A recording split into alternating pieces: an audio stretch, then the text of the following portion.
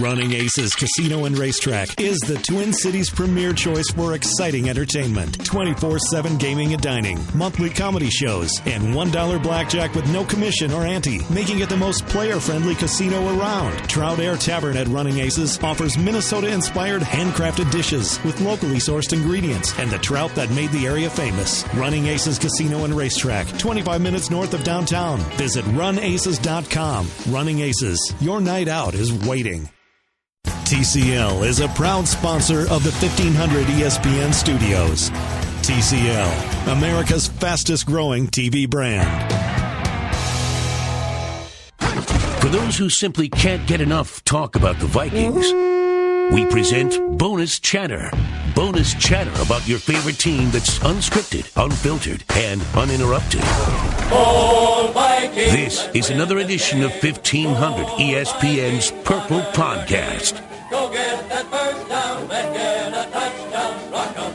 Well, welcome to another episode of the Purple Podcast. Matthew Coller here. We've got some cool stuff coming up this week to preview the beginning of the Vikings season. But first, I wanted to take you guys inside the Vikings media room for some of the most interesting moments of Mike Zimmer, Terence, Newman, and Everson Griffen's press conferences on Monday. Lots of good stuff there. So let's start out with two of the biggest moves from Cutdown Day, the release of veteran pass rusher Brian Robinson and Terence Newman's decision to step away from the game and into an office now as a coach for the Vikings. Mike Zimmer started out by addressing his feelings on letting Robinson go and when he first started to think of Terence Newman as a coach.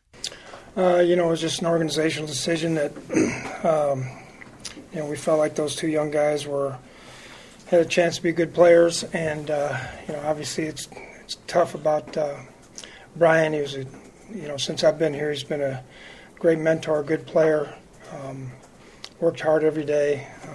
It's unfortunately it's part of the NFL.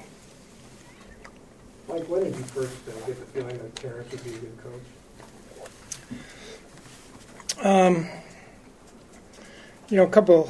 Probably 2 or 3 years ago, I was talking to somebody and he said, because I've always thought of him as a player, but he said, I want to try to hire him as a coach.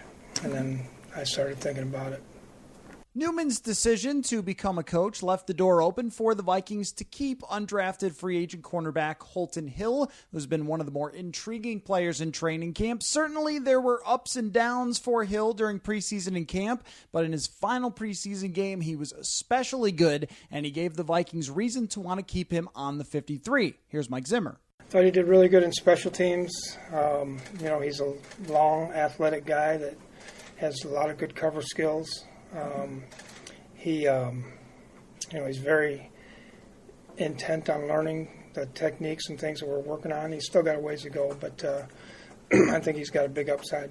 The news of Newman's retirement certainly came as a surprise on Saturday, even though he is 40 years old. Newman explained how the decision was made, and one of the things that you could take away here is that Newman seems to feel that there were deserving young players for a spot, and it was the best thing for the team as a whole for him to step aside. I guess I kind of feel like, helping out some of the younger guys, it's, a form of coaching, I guess. And I think everybody just assumed that I would do it. So I would like to give it a shot and see, how I can help, impact some young guys and, teach them what I know of the game. How did it all come together that you go from, preparing for one more season playing to this? Well, there's a lot of young guys on the roster on offense and defense. And, for me, it was a deal where, I played a long time, so at some point you have to, be true to yourself and say, hey, do I want to keep going forward, have a chance to, maybe tear up your back, your neck, or whatever. So, and the talent that, some of the younger talent, obviously, you have to either say, I'll be selfish and maybe take a roster spot or, give somebody else an opportunity to, live their dream. So it was pretty easy.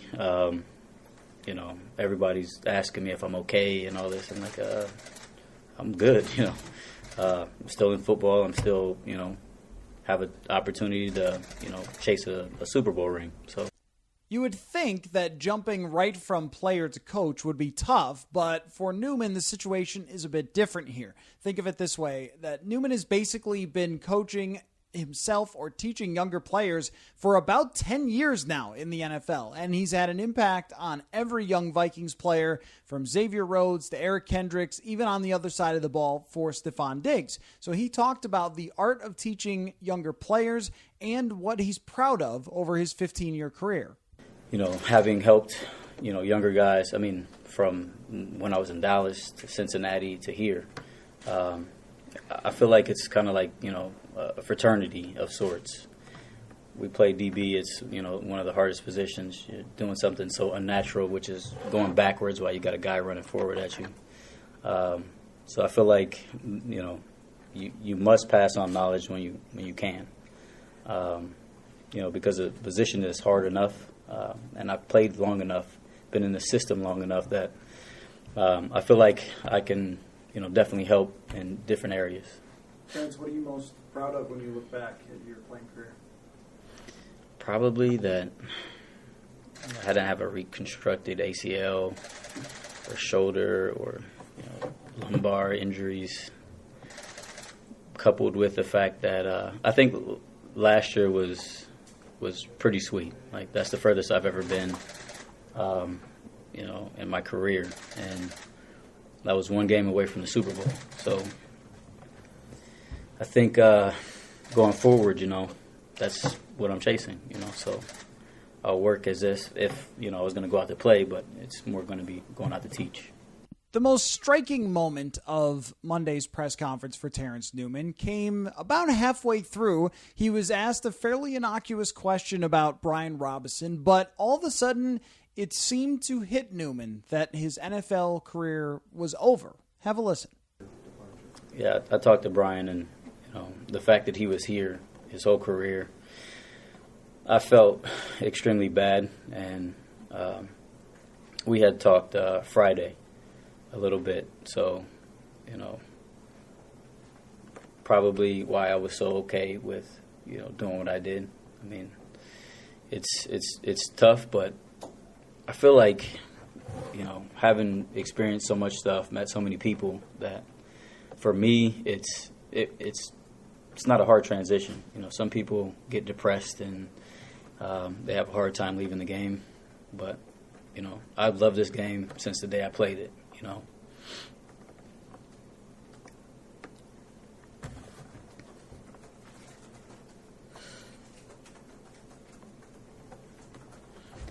But it was my time, And the last thing we have for you here on this episode of the Purple Podcast, Everson Griffen went into great detail just what Brian Robinson meant to him along the way. And if you think about these two guys, how long they've been working together and how they came up, some similarities there, really. Both were fourth-round draft picks, came into the league as mostly situational rushers for one reason or another, and it took a while for them to become starting players, and they've had a big impact on the Vikings organization. So here's Everson Griffen speaking eloquently about Brian Robinson.